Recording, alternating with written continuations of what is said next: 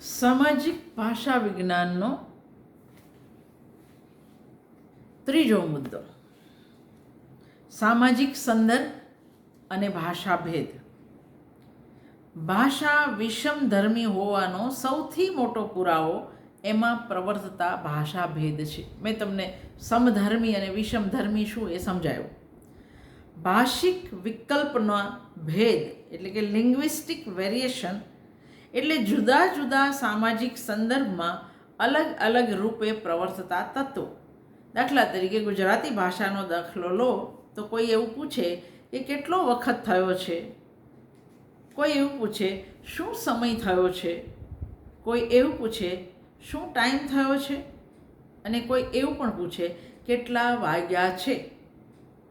તમે અહીં જોઈ શકો છો કે કેટલો વખત થયો છે અને શું સમય થયો છે એના ઉપર હિન્દી અને ઉર્દુની પહેલા વખત કેટલો વખત થયો છે એના પર હિન્દી ઉર્દુની અસર છે.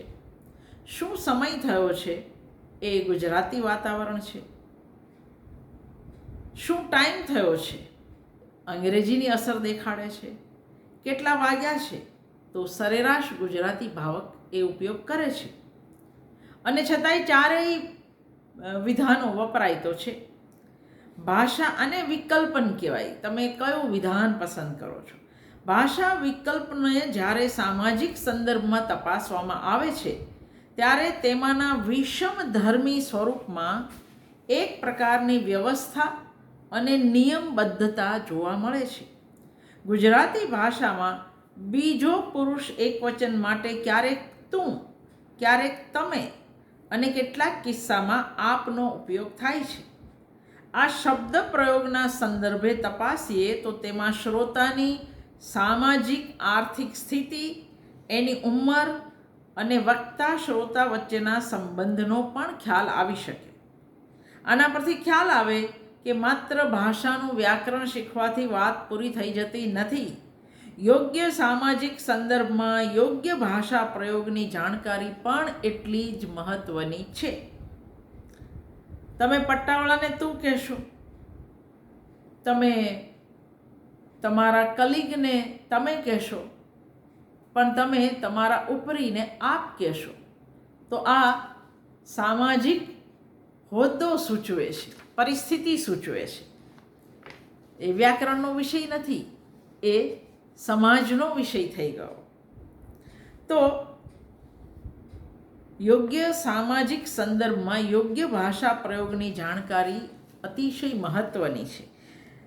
એટલે આની અંદર આપણે સામાજિક સંદર્ભ અને ભાષા ભેદ એમાં આપણે જુદા જુદા મુદ્દાનો અભ્યાસ કરીશું. એમાં પહેલો મુદ્દો સામાજિકીકરણ અને ભાષા. મનુષ્ય સામાજિક પ્રાણી છે.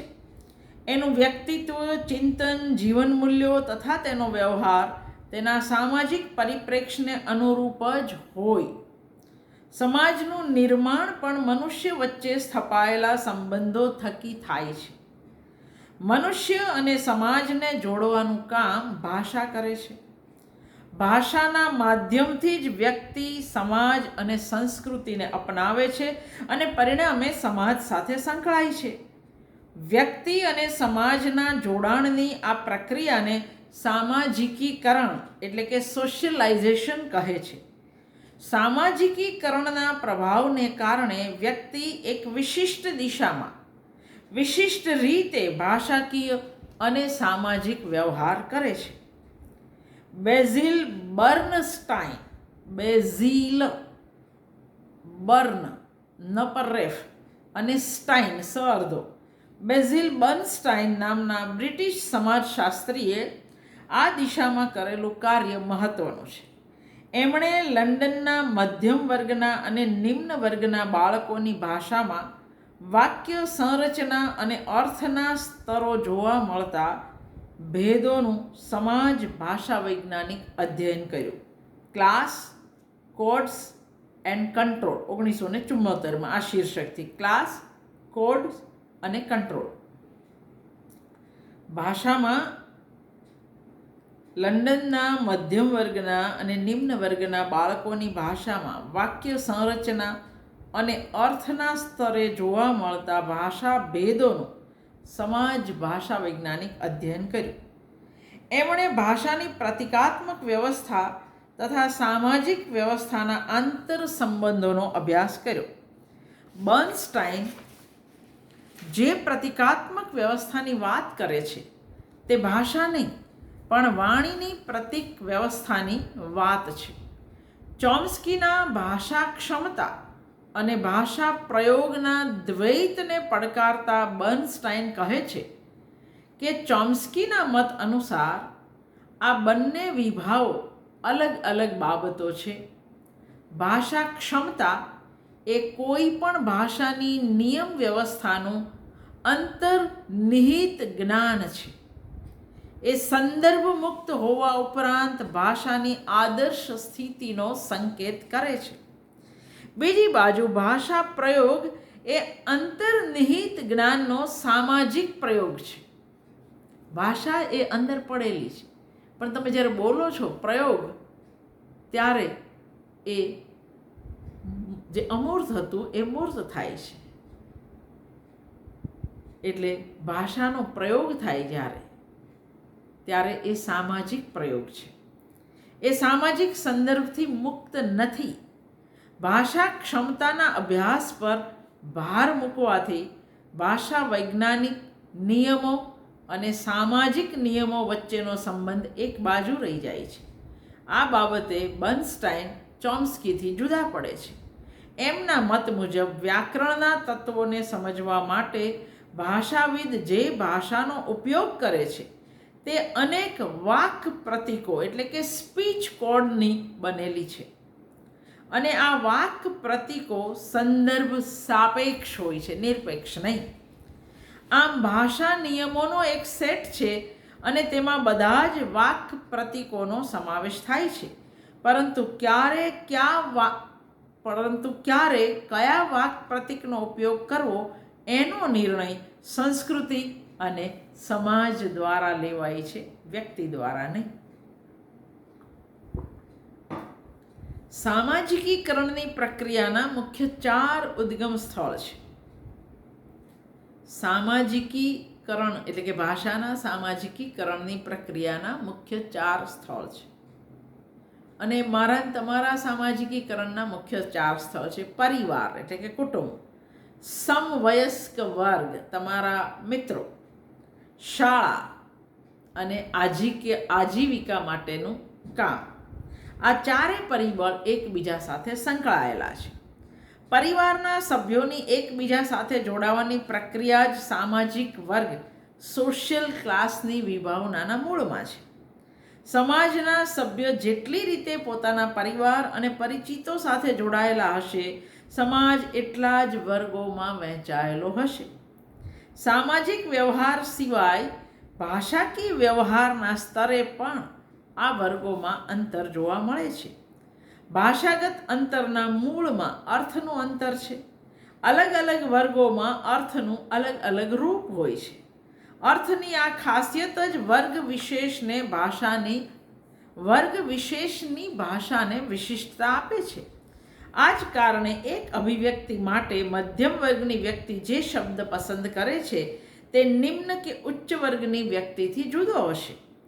બર્નસ્ટાઇન અર્થના 2 પ્રકાર ગણાવે છે. સામાન્ય એટલે કે જનરલ અને વિશેષ એટલે પર્ટિક્યુલર અર્થ. 2 અર્થ, સામાન્ય અર્થ અને વિશેષ અર્થ, જેના દ્વારા ભાષામાં થયેલી અભિવ્યક્તિ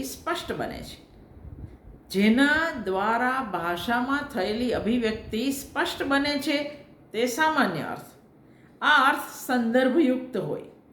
વિશેષ અર્થના માધ્યમથી થયેલી અભિવ્યક્તિ ગર્ભિત હોય છે અને એને સમજવા માટે સંદર્ભની જાણકારી જરૂરી છે. તમને અભિધાન અને લક્ષણા યાદ આવે. સામાન્ય અર્થ દ્વારા વ્યાપક કોડ, ઇલાબરેટ કોડ અને વિશેષ અર્થ દ્વારા સીમિત કોડનું સર્જન થાય છે.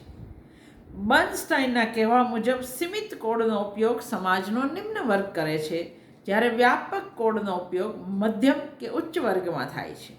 માનક ભાષા અને બોલી એવી સંજ્ઞાઓને બદલે બર્નસ્ટાઇન સીમિત કોડ અને વ્યાપક કોડ એવી સંજ્ઞા પ્રયોજે છે.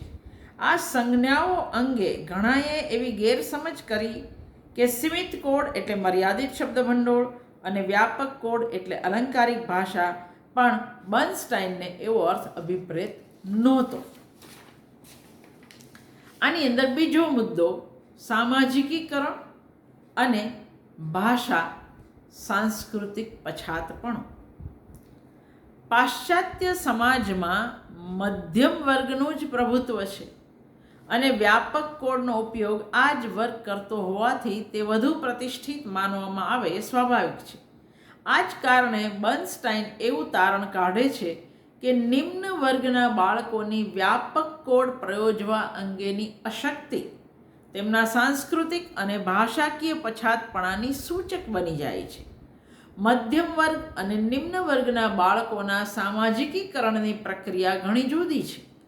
મધ્યમ વર્ગનું બાળક અનેક ઔપચારિકતાઓ, નીતિ નિયમો અને સંયમ અંગેના ખ્યાલોના ભારણ વચ્ચે મોટું થાય છે, જ્યારે નિમ્ન વર્ગના બાળક માટે આવા બંધન હોતા નથી. મધ્યમ વર્ગની માતા પોતાના બાળક પર ક્રોધ ઉતારવા એને ધમકાવશે, જ્યારે નિમ્ન કે પછાત વર્ગની માતા મારવા લાગશે. આમ સામાજિકીકરણની પ્રક્રિયા અને સામાજિક વ્યવહાર આ બંને ભાષાકીય વ્યવહારને અસર કરે છે. આજે અહીં અટકીએ. હજુ આ બહુ જ લાંબુ છે. ધીરે ધીરે સમજાય એ રીતે મુદ્દાસર આપણે ચર્ચા કરતા રહીશું.